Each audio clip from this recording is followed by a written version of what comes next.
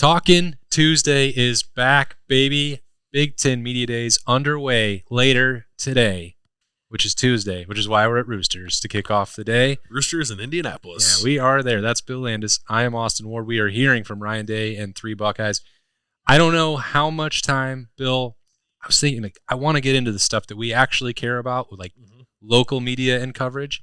I don't know if we'll get to all of that with Ryan Day, but we're certainly going to try. Yeah.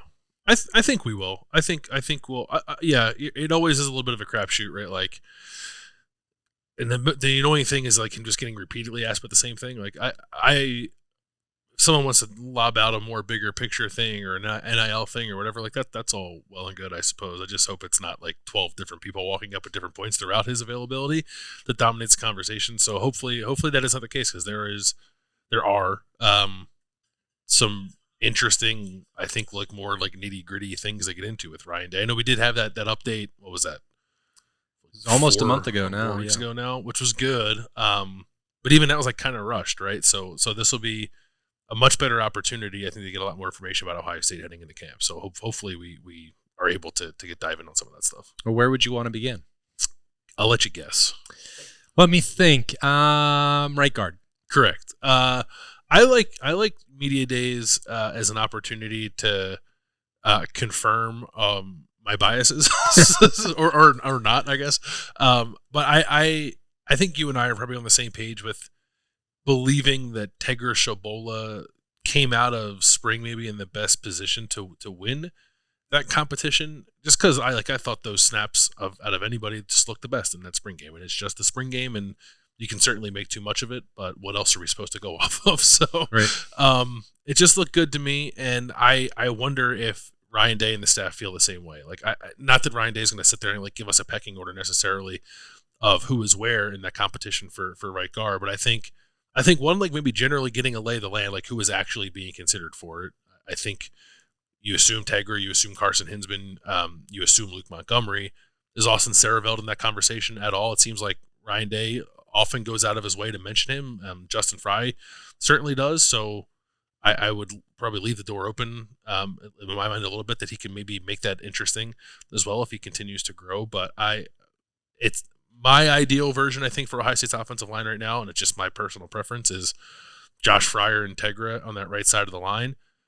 And I wonder if Ryan Day feels at all similar, or maybe just sort of generally, more generally, what he thinks of Tegra's spring, summer, and how he's progressed, because he's going into his third year, and I think a lot of times we are not as patient as we should be with offensive line development. But when you're at this stage, getting ready to go into your third year, especially for a guy who was a top 200 recruit, you should be ready to roll. I think so.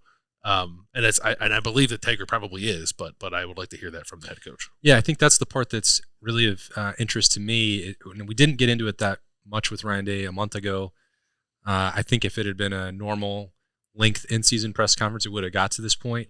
But if the assumption is correct that Tegra Shabola has maybe the best positioning to grab the right guard spot, what did they think from start to finish? Because from March and April, because they went through most of camp where it seemed like when we were involved and at Student Appreciation Day or the previous practices, Tegra's going to be a tackle. He's competing at tackle. That could be the one that pushes Josh Fryer inside. And then at some point something changed, whether that was, as I've speculated recklessly, Tegra, easing up on having to be a tackle, or Ohio State maybe feeling more comfortable with Josh Fryer. Could be any number of combinations of these things. But at some point they seemed to shift and be well, everyone is on board now that Tegra can be in the guard mix, could be the guard. Did they wish that they had handled it differently? Could they have handled it differently? I don't know. That may be too far going down one road with one particular player who may or may not be a starter. But again, if we're right about that, how his spring progressed and the decision they made for that, I think is pretty interesting. Yeah, and I think maybe with that too, say we're correct in our line of thinking, and it is Tegra, and he is making somewhat of a move. What then does that mean for a guy like Luke Montgomery, who I actually think, even though he was, I think, maybe a slightly higher rated recruit than Tegra was, maybe at a time considered a borderline 5-star prospect, I have really no issue whatsoever with a guy needing a year or two to really develop into a starter, especially maybe a guy like Luke who Probably needed to change a little bit. Probably needed to change more physically than anticipated when he got to Ohio State. So like if he's ceded any ground at all in that competition, I don't think that's alarming. But you do wonder just about like guys staying on track. So like if it's an interesting dynamic there with like Tegra going into his third year, and I think like feeling the pressure of wanting to get on the field. Carson Hinsman being like stuck in a weird limbo as a returning starter who was essentially replaced by a transfer, but like trying to fight his way in this other spot. And then Luke, who is still a very young and I think still developing player, but maybe had thoughts about where he was headed at the start of spring that perhaps are a little bit different now. I'm not writing anybody off in the conversation.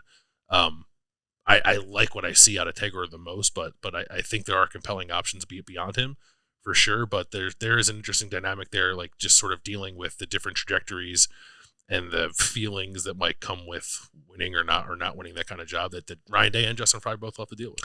I think the fact that conversation can exist is probably a reason for Ohio State to be confident about the offensive line. It is not like, has to be one of these three guys that needs to step up and emerge, which there's an element of truth to that. But I think that all three of them could be good in that spot at right guard. Carson Hinsman has another year of experience and development where if he has to go back or needs to go back or simply emerges back at center, like I think he's going to get continued reps there as the backup center. That's a strong place to be dealing from if you're Ohio State. They've not even a dozen years that I've been covering this team. It is always like top 5 is here, and that can be really, really good. And then, man, they got to stay healthy. Yes. I do feel like they have stayed healthy. They have been. They've been very fortunate, and they will continue to knock on wood. Justin Fry and Ryan Day will. They've avoided significant setbacks where it would have been pretty dicey. Maybe you can say that would be the case at tackle because you'd be talking about certainly inexperience and probably a little bit more youth there, or having to maybe get creative moving around the personnel. But on the interior, there's more options, versatility, and depth than I can really remember for this team. I felt that way going through doing the stated position stuff as I was writing it, and I just wasn't thinking about it the right way, but I kind of found myself like surprised by how good I felt about the situation with the interior line. There's probably, Seth McLaughlin and Donovan Jackson are going to start. The three guys at guard. And it really does sound like Austin Sarabelt again, has progressed perhaps faster than they thought he would. And I'm also interested in Josh Padilla too. It seems like he is on track to maybe be that center of the future that they always thought he would be. But seeing him this summer, he's filled out a little bit in a way that makes me think like maybe he'll be in the 2 deep and reliable this year. So I do not feel that way about tackle. Tackle is a vastly different conversation, I think, where you're talking about like, is Ian Moore ready to roll as a true freshman kind of thing. So that's a little more dicey, as you said. But yeah, they do seem pretty well situated on the interior, no matter how it shakes out. I really hope that you get 15 minutes out of that hour to just talk offensive line with Ryan Day. I would love to, because I am also increasingly interested in Josh Simmons, who was much better than I definitely anticipated last year. And I just feel like I see more and more kind of like draft buzz about him, which I was not necessarily anticipating, even though he did play well last year. So that's probably like, there's Ryan Day questions there about like, hey, you thought that this guy might have been a little bit of a diamond in the rough when you brought him out of the portal. Would you like to gloat about being right? But also Jack Sawyer, just asking him about going against a guy like Josh Simmons in practice and what that's like and the kind of growth he's seen there. Josh Simmons is, from what I can tell, like a pretty quiet, reserved guy. I just don't know that you're going to get a whole lot out of him when we get to talk to him at some point in the summer about that growth. So I think to glean something there, you're going to have to ask other people about him. I'm a little puzzled by that because I think all three of us talked to Josh Simmons when he committed to Ohio State. We had him on the podcast daily, and he was really engaging. He's like, can't wait to get there. Talk to you guys soon. Like, let me know whatever you need, and that's fine. I'm not going to continue to ask things of players during the course of the season. No. But it went from that to like he was requested, I think, every single week during the season. And early in the year, he was, I think, taking a lot of outside criticism and was just like, not going to be part of this, not going to talk to the media. He didn't say that, but he was requested a lot and never really appeared. Yeah. So now he's become like, it doesn't, based on the guy that we talked to initially, it seems like counter to his personality to be this quiet. I don't think that's how he is in real life. It's probably not, but I also understand, assuming this is his mindset of, I'm putting in some work. Like, I can feel myself improving. I'm putting in this work. Like, I don't need to talk about it. I'm just going to kind of put it out there, kind of thing. And maybe now that he's had a year of that, perhaps he'll be more willing to discuss it with us this year. My guess is probably not. Yeah. Usually, if that's the way, he found something that worked for him. Yeah, usually if you operate that way, that's just kind of how you are. And again, like I respect that. I would love to talk to him about it, and like pick his brain on things. But if he doesn't want to do that, there are other people to talk to about it too. It's rare that happens on the Ohio State beat. The only other example I can think of someone who just wound up never ever speaking to the media was Kendall Sheffield. Like, I still don't know what his voice sounds like. I don't either. I'm trying to remember. I don't know. Yeah. There was a year where the whole secondary decided that they weren't going to speak, and we were robbed of a year of Damon Arnett conversations. And I think Jeff Okudah was still around, and we were used to getting really insightful conversations with him, and they all stopped. But they eventually, other than Kendall Sheffield, they all eventually came back and were really good. But other than that, we don't usually get guys who don't want to participate. There were quite a few times, now I'm remembering, on Wednesday nights, where we're just kind of waiting around, is Josh Simmons going to come out and talk? And then he just never did. And I would say, no, he's not going to. Let's go record. Let's leave. Yeah. So we'll see. Maybe if he's in the first team All Big Ten conversation, which I actually think he has a chance to be, maybe he'll have to do it. It's when movie stars have to promote their movies against their own will. I guess Josh Simmons might have to be out there. If you want to win the Outland Trophy, you have to go talk. You're doing interviews, buddy. Yeah. So we'll see. Do you think that there's anything other than the offensive line you want to talk about on Tuesday?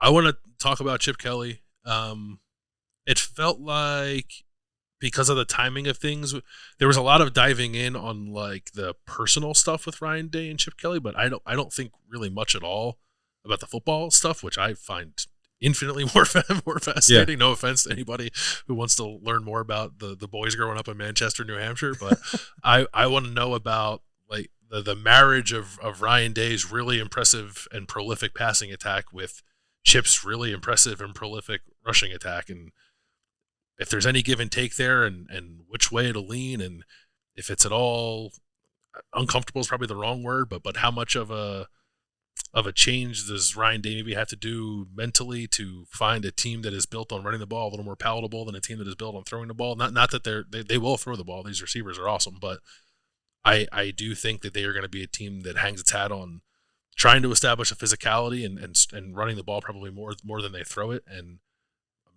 curious about Ryan Day, I'm curious about Ryan Day in a world where if you were to rank defense, running the ball, throwing the ball, of the things you do the best and the things that are your calling cards, and throwing the ball, I think, is third, and perhaps a distant third. Again, not bad, but a distant third. Sure. What's that like for a guy that has this job because of how well the team threw the ball when he was an offensive coordinator? It's just very interesting to me. I thought the answers that he gave to Joel Klatt in that conversation that they aired on Fox YouTube 2 weeks ago were the most in-depth that he's gone into that. And I was glad to hear it. I wrote about it at ohiostate.rivals.com because it was there have been so many conversations about his trust in him, the mentor relationship, and going back to college and all that. But in terms of what's he going to bring? What's he going to do? Ryan Day had been dropping a lot of hints throughout spring. And even though it was only a minute and a half conversation, it was the most detailed suggestions. The run game is going to be very different. Yeah. And I was I wanted to hear more. And I think that maybe now with spring being and part of the reason that he said it was Chip got there in late February, was learning the roster. They needed a week to go through the basics, let him get the lay of the land, and then they started putting in some things towards the end of spring. It's now they're having more detailed conversations about what that means for the personnel, what that means for the scheme, the playbook, and all those other factors as they're melding Ryan Day's passing attack, which has evolved since he stopped working with Chip Kelly, Sure. and Chip Kelly's rushing attack, which has also evolved since those two were together. And like, I'm more fascinated by that idea, what you're talking about. Like, we've beaten the CEO stuff into the ground throughout the summer, but like, what is this new Frankenstein version of their playbook look like is pretty interesting. Like Ryan Day's day-to-day is very different, but like he's still the guy who is considered one of the better offensive minds in college football, right? Like he is going to find opportunities to still embrace that side of who he is. And I would imagine I guess they were just recently on vacation, but prior to that, after spring ball, I would love to have been a fly on the wall in the Woody, like when those two guys in particular were kind of getting their minds together. And it's everybody on the staff, but being honest, it's mostly those two guys and what they're able to concoct when they're kind of in the lab. Because I don't know, you do some of that still when you're in camp, because that's the opportunity to actually put that stuff on the field, but and experiment a little bit. But I would imagine there were a lot of ideas percolating in May and June when they weren't like recruiting or whatever they were doing in the transfer portal. And I am hopeful that Ryan Day will let us in a little bit on that. I don't know why he wouldn't. There's a way to talk about that stuff without giving us a playbook, right? So, and I would imagine that was pretty like reinvigorating for Ryan Day too. That not that I don't think that Ohio State's like offense had gotten stale on the whole. I think there are criticisms for sure with the rushing attack, but it's a pretty palpable like infusion of offensive juice with a guy like Chip Kelly. I don't know, maybe there's a more elegant way to put that, but I'm just wondering how that has maybe I guess reinvigorated like the offensive staff as a whole, including Ryan. I think Ohio State should have brought Chip Kelly to media days. It would be nice, right? I am very much appreciative of the opportunity to ask Ryan Day questions. If Ohio State was just like, we're going to bring Chip Kelly and Jim Knowles instead, I'm like, awesome, great. Sign me up. But look, if we're going to turn Big Ten Media Days into a 3-day extravaganza, and eventually it's going to be 4, like they're going to go through this and be like, oh, it's still too crowded. Like we can add one more day and space it out. Like that seems inevitable to me that they will do that. Well, then make it a bigger event. Make them bring your coordinators. Bring your coordinators as well. Like actually put some personality and insight and information out there, because again, Big Ten Media Days is very close to the start of camp. There's a limited shelf life for this content. I think they should move up. If they're going to continue to do this event and make it longer, move it up earlier in July without necessarily taking away their vacations, which are well earned, and the calendar is insane enough as it is. But then bring the coordinators as well. Like that would be great for not just Ohio State, which has a larger, hungrier, thirstier media contingent than any other program in league, but it's great exposure for the other 17 schools, like to put their coordinators out there, and people will write and talk to them and get their names out there. Like, take a page out of what the SEC has done forever, which is make this a bigger deal. Now, they don't bring their coordinators typically to that, but they don't also let them not bring the best players in their league. They understand what is going on and what moves the needle. I'm now in love with the idea of making teams bring their coordinators to media day. In addition, I'm not saying in place of the head coach, although for some programs it might be a major upgrade. But it was like some of the programs, Ohio State's actually really good about giving us access to the coordinators. I would imagine we're probably going to talk to Chip Kelly and Jim Knowles every week during the season, or at least every other week. Mm-hmm. Some programs you don't talk to them at all. Like you talk to them in camp and then you don't see them again until the bowl game when they have to talk again. So it would be nice to make those programs put those guys out there. But just think of you're gaining more intimate knowledge about the teams, their respective teams. But I would love to go ask, I don't know, Wisconsin's offensive coordinator about like scheming up Jack Sawyer and like what's it like to prepare for him like that. You can gain. I think you can gain more intimate knowledge about individual players from coordinators than you can from head coaches of a billion things going on. Yeah, so let's make that happen. I like that. That's the agenda for 2025. Bring coordinators immediately. I will stop asking for the current iteration of Big Ten Media Days to be canceled if they will take this suggestion and actually make it more informative. That'd be great, man. That's my new platform. It'd be so much better for the league too. This is a great idea. This needs to happen. It's the first good idea I've ever had when it comes to media days, or anything really. Is there any? All right, what else is left for you? You have Chip Kelly. Yeah. You have the offensive line. I think those are the big thing. I'm more of like a granular guy when it comes to like questions and wanting to figure stuff out. Like there are obviously big picture things to ask Ryan Day. I'll probably leave that to other people if I'm being honest. Right. There's quarterback conversation, but I also don't want to. Let's practice number 16 is next week. Yeah, I don't want to invite the opportunity to like just fill time with quarterback conjecture that's like not real, and maybe that can be like from my own perspective. Like I just think Will Howard's going to be the quarterback, and if you don't want to say that, that's fine. But then like let's not mess around with other stuff. We can talk about it like Aaron Nolan and Julian saying, like Keenholz and development and all that kind of stuff. Like I do think that is interesting, and if Ryan Day is willing to shed some light on Devin Brown and Will Howard's development, that's great. Like I think that's worthwhile. I just don't want to spend 10 minutes on like, well, these guys are really going at it and we'll see how the dust settles after a couple of scrimmages. It's like that's not the situation that Ohio State is in, I believe. So let's not waste our time with that. But I'm sure that you're not going to. I'm just going to tell you right now, buddy. You're not going to. I know that'll happen. Yeah. There's going to be breakdowns of both. There's going to be when would you like to name a quarterback, which I is a totally fair question. Sure. And I've asked it my fair share of times, but I already know what Ryan Day is going to say. Which is that he's going to want to see separation, okay? Mm-hmm. And as soon as he sees it, the earlier the better. He'll make a decision as soon as there's separation. Yeah. He's hopeful that by the midway part of camp, he'll see that separation and they'll make a decision, and then we'll let you guys know. There you go. That's it. That's the answer. There probably is. He has discussed this because you mentioned it. I can't remember. We do too many shows, but you have mentioned it recently. Don't tell them to tune out. How the way last year played out like informs any decision making this year relative to the timeline mostly. Just because it can't play out the same way. It was a disaster. Never mind. I don't want to open up. How they described the ideal outcome. It wasn't, but also like how they described it playing out going into the season also was not how it played out. The worst thing that could it almost would have been better if it was actually a competition during the season, but it wasn't. The worst thing that happened, and again, if we're talking about last year informing this year for Ryan Day, was we got to the midway point. I thought there was an expectation he was ready to make that decision, and on that day, he said, some days Devin is ahead, and we thought a week ago he was going to be the guy, and then Kyle did other things and he pulled back ahead. That description, I think, wound up being it informed everything for the rest of the year and became problematic. Yeah. So the way you talk about it, there's the way you actually handle it, and then also the way you talk about it. And I'm not saying, by the way, that wasn't true, but it did mean it.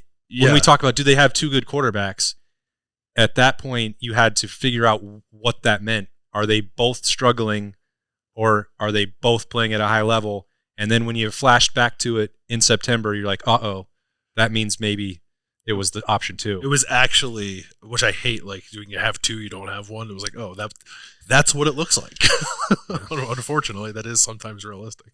I don't think we'll see a similar thing happen this year. I don't think he's going to name Will Howard the starter at Big Ten Media Days, but I actually do think he's going to name him earlier than he has named a starter in the past. Yeah. We'll see. It's coming around the corner. I can't wait, man. It's a week and a half. I simultaneously can't wait and also am mad that it's here already. I don't feel that. I don't feel any anger about it. I just feel relief that it's here. I know that we're about to be in like a crazy grind, and like because of what is on the table here, both for Ohio State in terms of expectation and the length potentially of the season, like we'll probably feel quite exhausted. That's all right. By January for sure, but maybe even October. But that's why we took so much. Like we really relaxed outside of doing the daily and only taking 3 days off from that. Like some of the other responsibilities on our plate, we were like, nah. Let's rest up for the year. Mad is the wrong word. Unprepared. Unprepared. That's the right word. Oh no! Gotta lock in. I can't help you there. Maybe once you get to Indianapolis. Whoops, you're already there. I'm there. You'll be locked in, and that's the switch. That helps. Yeah. And if not, you've still got a week and a half until camp opens on August 1st. So the countdown is on, but also a ton of content is coming your way from Indianapolis. I was going to say live. It won't be live. It'll be tape delayed. Unless you're especially watching with their internet there. Yeah, it'll be several hours after it happens when you get it, unless somehow Lucas Oil Stadium has upgraded their Wi-Fi, which I doubt that they will. I also hope that they bring us some water to drink so that we don't die on the field like I felt like I was going to last year. You'll find out on the notebook. I'll give you another tour. I'll let you know if we're actually going to have water to drink this year. So that's the content I know that everyone is waiting to see, and we're pumped to bring it to you live on tape delay from Indianapolis at Big Ten Media Days. He's Will Landis. I'm Austin Ward. This has been Talking Tuesday on the Podcast Daily. We'll talk to you later.